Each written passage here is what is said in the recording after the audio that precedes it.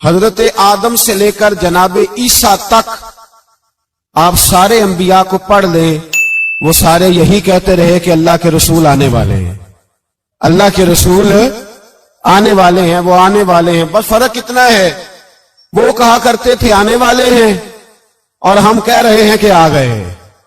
بس ساری امتیں حضور کا ذکر کرتی رہیں۔ وہ کہا کرتے تھے کہ علامہ اسماعیل حقی نے تفسیر روح البیان میں لکھا ہے، امام سیوطی نے الخصائص الکبریٰ میں لکھا ہے، جناب آدم کے انتقال کا وقت آیا تو اپنے بیٹے حضرت شیش کو بلایا اور بلا کر کے فرمانے لگے، شیش میں جا رہا ہوں بیٹے، لیکن یاد رکھنا ساری زندگی یہ کام نہ بھولنا۔ تو حضرت آدم کے صاحبزادے حضرت شیش عرض کرنے لگے، ابا جی وہ کون سا؟ کہنے لگے ہر وقت ہر روز اللہ کے آخری نبی پر درود و سلام پڑھتے رہنا۔ انہوں نے کہا کہ والد گرامی وہ کون ہے؟ تو حضرت آدم کہنے لگے، جب اللہ کریم نے میرے اندر روح پھونکی تھی تو میں نے جنت کے درختوں اور پتوں پر لکھا دیکھا تھا لا الہ الا اللہ محمد رسول اللہ صلی اللہ علیہ وسلم۔ ہر پیغمبر نے، ہر رسول نے، آپ دیکھیے نا حضرت ابراہیم نے کعبہ بنایا۔ اصل بات یہ ہے کہ ہم حضور کے امتی ہیں، ہم اس طرح قدر نہیں کر پاتے جس طرح وہ لوگ آرزویں کرتے تھے۔ حضرت ابراہیم نے کعبہ بنایا، اللہ کا گھر، اللہ کا گھر۔ یہاں جو آدمی اپنے سگے بیٹے کو بھی گھر بنا کے دیتا ہے، وہ بھی اپنی بہو کو کہتا ہے میں نے بنا کے دیا، حالانکہ اپنے بیٹے کو دیا ہے۔ وہ بھی پوتوں کو کبھی کبھی بلا کے کہتا ہے تمہارے باپ نے کیا کمایا، میں نے دیا ہے۔ لوگ عادی ہیں، لیکن میرے عزیز حضرت ابراہیم نے اللہ کا گھر بنایا، اور جب بنا رہے تھے تو انداز یہ تھا کہ حضرت اسماعیل پتھر اٹھا کے لاتے تھے اور جناب ابراہیم خانہ کعبہ کی دیواریں بلند فرماتے تھے۔ اس عالم میں جب بنا چکے تو عرض کرنے لگے یا اللہ کعبہ میں نے بنا دیا ہے، اسے آباد کرنے والا رسول بھی عطا فرما دے۔ ربنا وابعث فیہم رسولا، یا اللہ وہ رسول ہمیں عطا فرما جو بڑی شانوں والا ہے۔ سارے انبیاء حضرت سیدنا عیسیٰ علیہ السلام کچھ امتی کہنے لگے عیسیٰ مردے زندہ کر دیتے ہو، کوڑوں کو شفا دے دیتے ہو، اے عیسیٰ آپ کا ہاتھ لگ جائے تو اللہ بڑے سے بڑے برس کے مریض کو بھی شفا دے دیتا ہے، لگتا ہے سب سے زیادہ شان والے آپ ہی ہو۔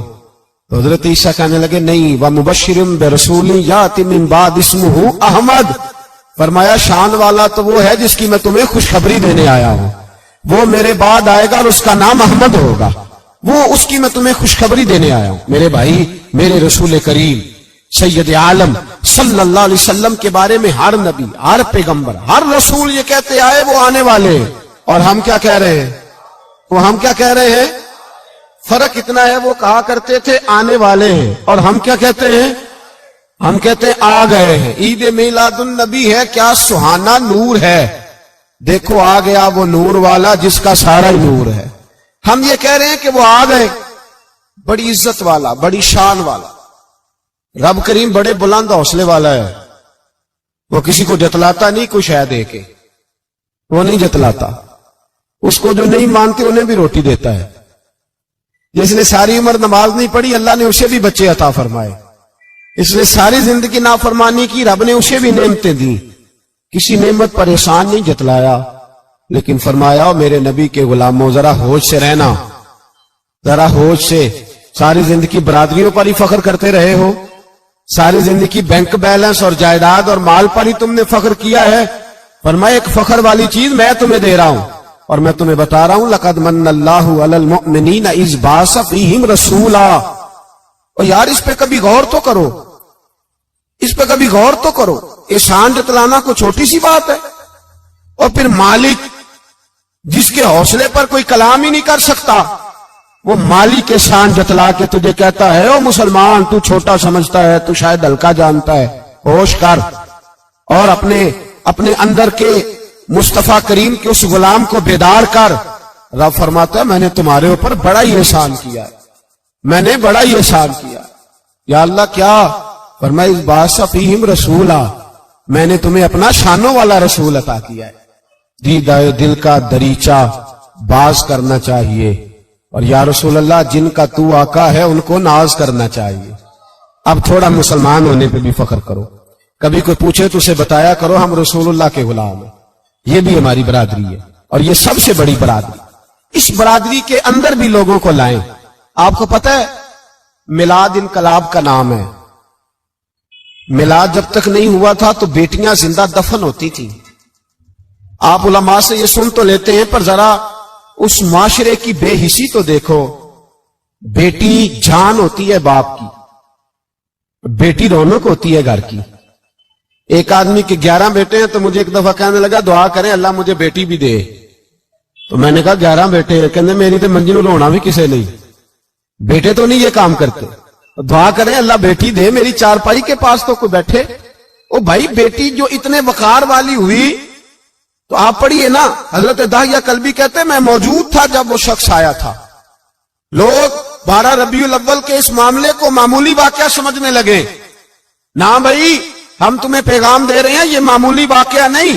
حضرت داہیہ کلبی کہتے ہیں اس شخص نے آ کے عرض کی یا رسول اللہ صلی اللہ علیہ وسلم میں نے 100 بچی زندہ دفن کی ہے, زندہ دفن. اور کہتے ہیں میری اپنی بیٹی, میں سفر پہ تھا تجارت پہ تو میرے پیچھے سے میرے گھر میں بیٹی ہو گئی. میری بیوی نے اپنے میکے جا کے چھپا دی. تو میں واپس آیا تو اس نے کہا بچہ ہوا تھا فوت ہو گیا, میں نے دفن کر دیا. جب بچی 4-5 سال کی ہوئی تو مجھے پتا چلا میری بیٹی ہے. کہتے میں اسے لایا اور میں نے اسے کہا میں تیرا باپ ہوں, تجھے تحفہ لے کے دوں گا, کھانا کھلاؤں گا. کہتے ہیں وہ میرے بالوں سے کبھی لپٹتی, کبھی میرے سینے پہ ہاتھ رکھتی, کبھی میرا ماتھا چومتی. پر میں اسے لے گیا اور لے جا کر میں نے گڑھا کھودا اور اس گڑھے میں اس بچی کو جب رکھا, اس نے باہر آنا چاہا تو میں نے اس کے سر پہ ضرب لگائی. جب چوٹ لگائی تو وہ دوبارہ گڑھے میں گری. میرا ویسے وجدان کہتا ہے کہ جب سے میلاد ہو گیا ہے آج کسی باپ کی بیٹی اگر چارپائی سے گر جائے تو شاید وہ ساری رات سو نہ سکے کہ بچی گر گئی ہے میری. کہتے ہیں میں نے چوٹ لگائی سر پہ, خون بہا تو وہ گری, میں نے مٹی ڈالی, وہ ابا جی کہتی رہی. کہتے ہیں جب اس کا وجود چھپ گیا اور اس کے چہرے پر مٹی پڑنے لگی تو اس نے ایک لفظ کہا, وہ لفظ مجھے آپ کے پاس لایا ہے. وہ بیٹی کہنے لگی اے اللہ بتا تیرا رحمت للعالمین نبی کب آئے گا. یا اللہ بڑی بیٹیاں دفن ہو گئیں, بڑی مائیں منڈیوں میں بک گئیں, غریب بڑے لٹ گئے, پریشانیاں بڑی بڑھ گئیں. اللہ بتا نا تو اسے کب بھیجے گا. اب کتنی دیر ہے, اندھیرا بڑا گہرا ہو گیا, اب نہیں جیا جاتا, اب نہیں سہا جاتا, اللہ تو کب بھیجے گا. حضرت داہیہ کلبی کہتے ہیں وہ بتا رہا تھا اور نبی کریم بار بار اپنی چادر کا پلو اٹھاتے تھے اور اپنے آنسو پوچھتے تھے. بار بار چادر کا پلو اٹھاتے تھے اور آنسو پوچھتے تھے, بار بار اٹھاتے تھے آنسو پوچھتے تھے. حضرت داہیہ کلبی کہتے ہیں حضور نے پوچھا تیری جرت کیسے ہوئی, تو حوصلہ کہاں سے لایا. اس نے کہا محبوبہ پتہ نہیں, لیکن قربان جاؤں یا رسول اللہ صلی اللہ علیہ وسلم میں نے آج سویرے آپ کے ایک صحابی کو یہ کہتے سنا ہے کہ وما ارسلناک الا رحمتا للعالمین. تو یہ رحمت للعالمین کے لفظ ہیں, یہ تو میں نے اپنی مرتی ہوئی بیٹی سے سنے تھے. تو آج جب میں نے اس کی زبان سے سنے تو میں نے کہا تو انہیں جانتا ہے. کہا جانتا ہوں. کہا مجھے بھی لے چل. تو حضور میں آپ کے دروازے آیا ہوں, رب معاف کر دے گا. تو میرے حبیب نے فرمایا چل پڑھ کلمہ, جو میرا کلمہ پڑھ دے اللہ اس کے سارے گناہ معاف کر دیا کرتا ہے. بھائی غلاموں کے ساتھ ظلم ہوتا. حضرت بلال حبشی, حضرت بلال کے بارے میں بڑے واقعات ملتے ہیں. ایک واقعہ بڑا منفرد لکھا ہے کتابوں میں. حضرت بلال سے لوگوں نے کہا آپ نبی پاک سے متاثر کیسے ہوئے. تو جناب بلال کہنے لگے میں زیادہ لوگوں کو, مکے کے لوگوں کو جانتا ہی نہیں تھا, چونکہ میری ڈیوٹی تھی گھر میں کام کرنے کی اور مجھے سخت سزا ملتی تھی امیہ بن خلف کی طرف سے. بلکہ تحقیق یہ ہے کہ یہ عبداللہ بن جدان کے غلام تھے. امیہ بن خلف نے تو جب انہوں نے کلمہ پڑھا تو پھر خریدا. عبداللہ بن جدان کہنے لگا میں فارغ نہیں, آپ لے لیں, آپ اس کو سزائیں دیں. تو کہتے میں ان کے گھر میں ہوتا تھا تو میں تو زیادہ لوگوں کو جانتا ہی نہیں تھا, کبھی مجھے موقع ہی نہیں ملا تھا باہر نکلنے کا. ہماری غلاموں کی کوئی زندگی نہیں ہوتی تھی. آج تو ہر آدمی کہتا ہے نا میں کچھ چودھری سے لے کے کھاتا ہوں. یہ جو تیرے اندر حوصلہ ہے نا یہ میرے رسول نے تجھے عطا فرمایا ہے, یہ میرے نبی نے تجھے دیا ہے, ورنہ تو غلام بکا کرتے. یہ حوصلہ تجھے رسالت مآب نے دیا۔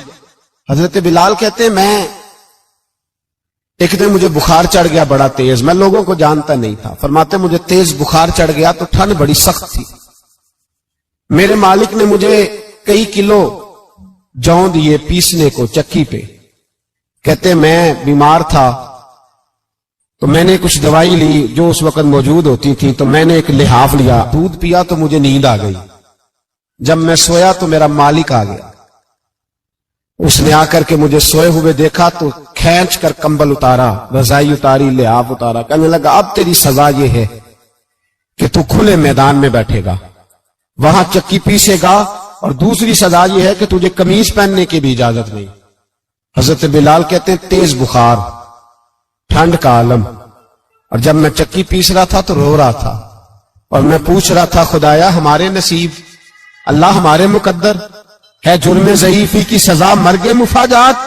سیدنا بلال حبشی رضی اللہ تعالیٰ عنہ فرماتے ہیں میرے دروازے کے قریب سے رسول پاک گزرے اور مجھے ہائے ہائے کرتے دیکھا تو دستک دی، میں نے کہا کون ہے؟ دروازہ کھلے آ جاؤ۔ محبوب اندر آئے تو پوچھنے لگے کیوں رو رہے ہو؟